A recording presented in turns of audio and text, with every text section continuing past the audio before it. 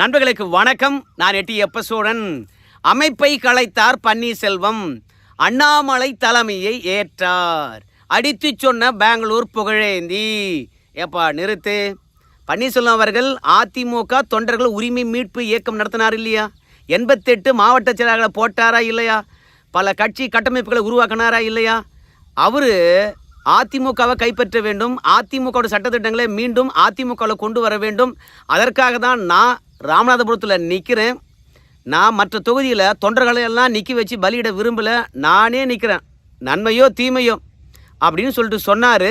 அதுவும் அண்ணாமலை அவர்கள் பிரச்சாரத்துக்கு போகின்ற பொழுது இந்த நாடாளுமன்ற தொகுதியில் நம்ம பன்னீர்செல்வம் அவர்கள் வெற்றி பெற்று விட்டார் என்றால் அதிமுக தொண்டர்கள் ஒட்டுமொத்தமாக பன்னீர் பக்கம் வந்து விடுவார்கள். அதற்கு பிறகு கட்சியானது டிடிவி தினகரன் பன்னீர் கையில் வரும், பொறுத்து பாருங்க அப்படின்னு சொன்னார். இப்படி அதிமுகவில் மாற்றம் வர காத்திருக்கிற எந்த தருணத்தில் திடீர்னு அமைப்பை கலைத்து விட்டார் என்று சொல்கிறியேப்பா அப்படின்னு சொல்லிட்டு நீங்கள் ஆவலாக கேட்பது என் காதில் கேட்கிறது. ஆனால் பன்னீர்செல்வத்துடன் 40 ஆண்டு காலமாக அரசியல் களத்தில் பயணித்த நம்முடைய பெங்களூர் புகழேந்தி அவர்கள் வந்து தந்தி டிவிக்கு பேட்டியளித்திருக்கின்றார். பன்னீர்செல்வத்திடத்தில் அமைப்பு இருக்கா இல்லையா? அவர் அண்ணாமலை தலைமை ஏற்றுக்கொண்டாரா? பாஜக இணைந்து விட்டாரா? எல்லாவற்றையும் வந்து புட்டு வச்சுருக்காரு. அதை தான் உங்ககிட்ட கொண்டு வந்து சேர்க்க போகிறேன். அதற்கு முன்பாக இந்த விவசாயினுடைய யூடியூப் சேனலை சப்ஸ்கிரைப் பண்ணிக்கோங்க, உங்கள் நண்பர்கிட்டையும் சொல்லுங்கள். இப்போ தான் முதன்முறையாக இந்த விவசாயினுடைய யூடியூப் சேனலுக்கு வந்திருக்கீங்கன்னா நீங்களும் சப்ஸ்கிரைப் பண்ணிக்கிட்டு உங்கள் நண்பர்கிட்டையும் சொல்லுங்கள். முதல்ல பெங்களூர் புகழேந்தி அவர்கள் பன்னீர்செல்வம் வந்து அண்ணாமலையுடைய தலைமையை ஏற்றுக்கிட்டாரா இல்லை என்ற விஷயத்த சொல்கிறாரு. அதை கேட்டுவாங்க. என்னன்னு கேட்டிங்கன்னா, ஆண்டவன் சொல்கிறான் அருணாச்சலம் முடிக்கிறான், அண்ணாமலை சொல்கிறார் எங்கள் அண்ணன் ஓபிஎஸ் முடிக்கிறார். இப்படி தான் போயிட்டு இருக்கு. அதனால் ஒரு மாறாத பற்று, ஒரு குறையாத அன்பு, இதோட திரு அண்ணாமலை என்ற பிஜேபி தலைவரோட அவர் பயணம் பண்ணிட்டு இருக்கு. நீங்க சொல்றது பார்த்தா ஓபிஎஸ்க்கு அண்ணாமலை லீடர்ங்கிற ஒரு அர்த்தம். அவர் சொன்னா கேட்கிறாரு, அதை நான் பார்க்குறேன். அண்ணாமலை சொன்னா ஓபிஎஸ் கேட்குறேன். சின்ன குழந்தைக்கு கூட புரியும் நம்ம பெங்களூர் புகழேந்தி அவர்கள் சொல்லுகின்ற விடயம். பன்னீர்செல்வம் என்கின்றவர் அண்ணாமலை என்ற பாஜக தலைவருடன் பயணப்பட ஆரம்பித்து விட்டார். அவர்கிட்ட ஏக்கமெல்லாம் கிடையாது, கழிச்சு போட்டார். அவர் கட்சி வேஸ்டே கட்டுறது கிடையாது. கோர்ட்டு அதிமுக சின்னங்களை பயன்படுத்தக்கூடாதுன்னு சொல்லிச்சு, ஆனால் கரவேட்டியை கட்டக்கூடாதுன்னு சொல்லவே இல்லையே. அவர் கட்சிக்காரராக இருந்தால், அவர் இயக்கம் நடத்துவதாக இருந்தால் கரவேட்டியல்லவா கட்டியிருப்பார். பல முறை நாங்கள் சொல்லிவிட்டோம் கரவேட்டி கட்டுங்க அப்படின்னு சொல்லிவிட்டோம். அவர் கரவேட்டி கட்டலை. உறுதியாக பாஜகவில் வெளிப்படையாக இணைந்த பிறகு பாஜக கரவேட்டி கட்டுவார் பொழுது. அதிமுக கரவேட்டி கட்டினா கூட கட்ட மாட்டேங்கிறாரு. ஏன்னா அண்ணாமலை என்கின்றவருடைய தலைமையை ஏற்று அவர் செயல்பட ஆரம்பிச்சு விட்டார். அதனால் அமைப்பு எங்கே இருக்கும்? அமைப்புன்னு ஒன்று இருந்ததுன்னு வச்சுக்கோங்களேன், இன்னாரும் பன்னீர்செல்வம் அவர்கள் வந்து இந்த நாடாளுமன்ற தேர்தலில் 14 தொகுதியில் போட்டிட்டு இருப்பாருங்களே. அமைப்பு இல்லாத காரணத்தினால தான், இல்லை அமைப்பை பாஜகவில் போய் கரைச்சிட்டதுனா காரணத்தினால தான் அவர் ராமநாதபுரத்தில் ஒரே ஒரு தொகுதியில் போட்டிட்டார் அப்படின்னு வந்து பெங்களூர் புகழேந்தி அவர்கள் தந்தி டிவியில் சூசகமாக தெரிவிச்சிருக்கிறாரு. என்ன நடந்துதான்? முதல்ல பாஜக இடத்துல போய் கூட்டணி பேசுகிறாங்களாம். அப்படி கூட்டணி பேசுகின்ற பொழுது முதல்ல பாஜக மாநில தலைமையானது, அண்ணே உங்கள் அமைப்புக்கு நாங்கள் 14 தொகுதி தரோம் இந்த நாடாளுமன்ற தேர்தலில், அந்த 14 தொகுதியிலும் நீங்கள் போட்டியிடுங்க, நான் டெல்லிக்கு அனுப்பி அனுமதி வாங்கிட்டு வரேன், கடைசியிலிருந்து எங்கள் கூடவே இருந்து எங்களுக்கு சப்போர்ட் பண்ணிங்க, அதனால் உங்கள் அமைப்பில் நிறைய பேரும் தேர்தலில் போட்டியிட சொல்லுங்க அப்படின்னு சொல்லிட்டு அண்ணாமலை சொன்னாராம். உரிய மரியாதை அளித்தாராம். டெல்லிக்கும் போயிட்டு வந்து பார்த்திங்கன்னா ஒப்புதலுடன் வந்ததான். 14 தொகுதியில் நிற்க சொன்னாங்களாம். ஆனால் பன்னீர்செல்வம் அவர்கள் திடீர்னு பார்த்தா ராமநாதபுரத்தில் அவர் மட்டுமே நிற்கிறாரா? மீதி 13 தொகுதி என்ன ஆச்சு என்ற விஷயமானது, இடையில் என்ன நடந்தது என்ற விஷயமானது பெங்களூர் புகழேந்திக்கு தெரியவே தெரியாதான். முதல்ல கூட்டணி பேசுகின்ற போது எல்லாரும் போனாங்களாம். ஆனால் நம்ம பன்னீர்செல்வம் அவர்கள் ராமநாதபுரத்தில் நிற்க போகிறார் என்ற விஷயமானது கட்சியில் இருக்கக்கூடிய எல்லாருக்குமே வந்து தெரியாத ஒரு கதையாக இருந்து திடீர்னு சஸ்பென்ஸாக வந்து தெரிஞ்சுதான். அப்படின்னா இங்கே முதலமைச்சராக இருந்தவர் 3 முறை அம்மாவனுடைய ஆசி பெற்றவர், ஃபைனான்ஸ் மினிஸ்டராக இருந்தார், கட்சியை வழி நடத்தினவர், அவரை போய் நீங்கள் ஒரு தொகுதியில் நில்லுங்க அப்படின்னு பாஜக சொல்லியிருக்க வாய்ப்பே கிடையாது.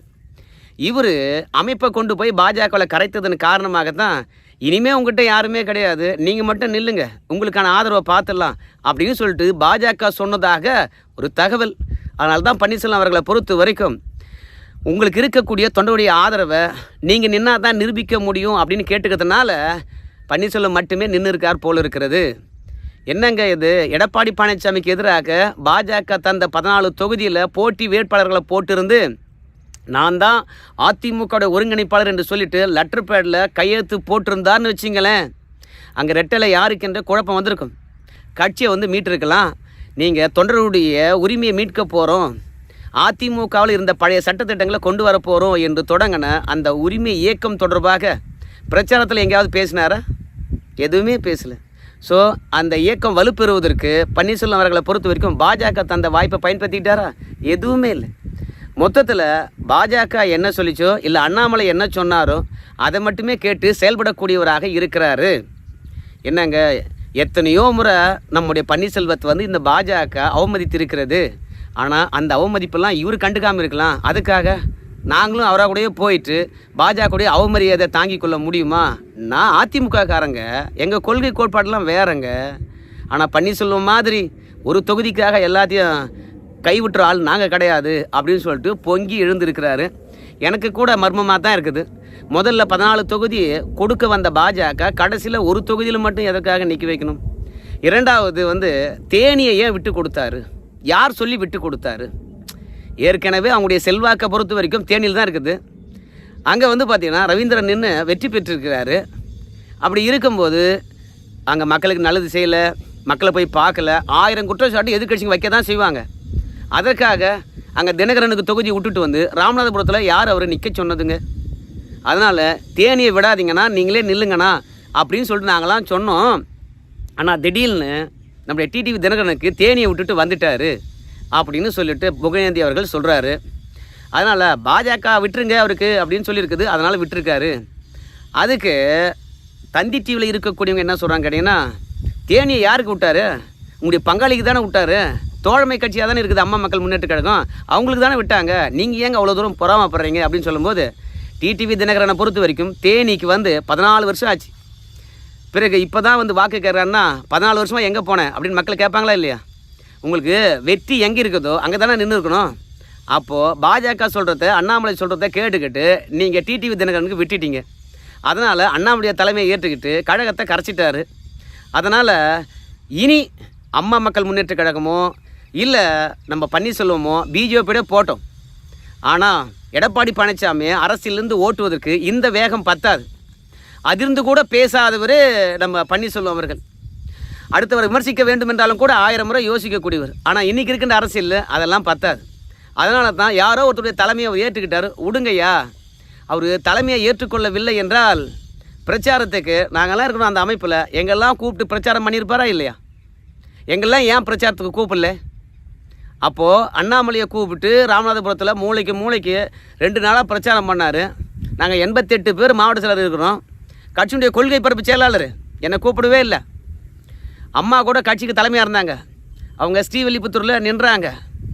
அப்படி நிற்கும்போது என்னை கூப்பிட்டு நீங்கள் பார்த்துங்க அந்த தொகுதி அப்படின்னாங்க. நான் போய் அங்கே பிரச்சாரம் பண்ணிக்கிட்டு இருந்தேன், அந்த தொகுதியில் வேலை பார்த்துட்டு இருந்தேன். ஒரு நாள் தொகுதிக்கு போகிறதுக்கு லேட் ஆகிடுச்சு. திடீர்னு அம்மா வந்து பார்த்தீங்கன்னா ஃபோன் பண்ணாங்க, என்ன புகழேந்தி போகலையா தொகுதிக்கு அப்படின்னு சொல்லிட்டு கேட்டாங்க. அந்த அளவுக்கு அம்மாவே வந்து தேர்தலில் போட்டிட்டா கூட ஒரு பொறுப்பாளராக நியமிச்சிட்டாங்கன்னா அந்த இடத்துல ஆள் போலன்னா கண்காணிச்சிக்கிட்டே இருப்பாங்க, ஃபாலோ பண்ணிக்கிட்டே இருப்பாங்க. ஆனால் பன்னீர்செல்வம் அவர்களை பொறுத்த வரைக்கும் தனியே அமைப்பு வைத்து நடத்தியிருந்தார் என்றால் நாங்கள் ஒரு 88 பேர் மாவட்டத்தில் இருக்கோம், எங்கெல்லாம் கூப்பிட்டு பிரச்சாரம் பண்ணியிருப்பார். அதுவும் இல்லாமல் சரத்குமார் அவர்களை பொறுத்த வரைக்கும் பாஜகவில் கட்சியை இணைச்சார். அப்படி கட்சி இணைத்த உடனே பிரதமர் மோடி அவருடைய மேடையில் அவர் இருந்தார். ஆனால் கடந்த காலங்களில் பாஜகவுக்கு அதிமுக சார்பில் எவ்வளோ முட்டு கொடுக்கப்பட்டது. பாஜக கொண்டு வந்த எவ்வளோ திட்டங்கள்லாம் வந்து பார்த்திங்கன்னா அதிமுக ஏற்றுக்கொண்டது அம்மா மறைவுக்கு பிறகு. இப்படி பாஜகவுக்கு விசுவாசமாக இருந்தது எடப்பாடி பழனிசாமின்னு சொல்கிறீங்களா? கிடையாது, பன்னீர்செல்வம் தான். ஆனால் அந்த பன்னீர்செல்வத்தை ஒரே ஒரு முறை தான் வந்து பிரதமர் மோடியுடைய மேடையில் ஏற்றினாங்க. 8 முறைக்கு மேலாக வந்தார் தமிழகத்துக்கு பிரதமர் நரேந்திர மோடி. ஆனால் பன்னீர்செல்வம் அவர்களை பொறுத்த வரைக்கும் கூட்டணியில் தான் இருக்கிறேன், பாஜக கூட்டணியில் தான் இருக்கிறேன் அப்படின்னு ஒவ்வொரு முறையும் உறுதிப்படுத்துகின்ற பொழுதும் 10 ஆண்டு காலம் நல்லாட்சி தந்தார் பிரதமர். மீண்டும் அந்த ஆட்சி தொடர வேண்டும் என்பதற்காக நாங்கள் தொகுதி கொடுத்தாலும் கொடுக்காவிட்டாலும் நிபந்தனையற்ற ஆதரவு தருவோம் அப்படின்னு சொன்னார். இப்படியாப்பட்ட ஒரு மனுஷனை பிரதமர் மோடி வந்திருக்கக்கூடிய மேடையில் ஏற்றி நிற்க வச்சுருக்கணும். ஏற்றி நிற்க வச்சாங்களா? ஏற்றி நிற்க வைக்கல. காரணம் என்ன?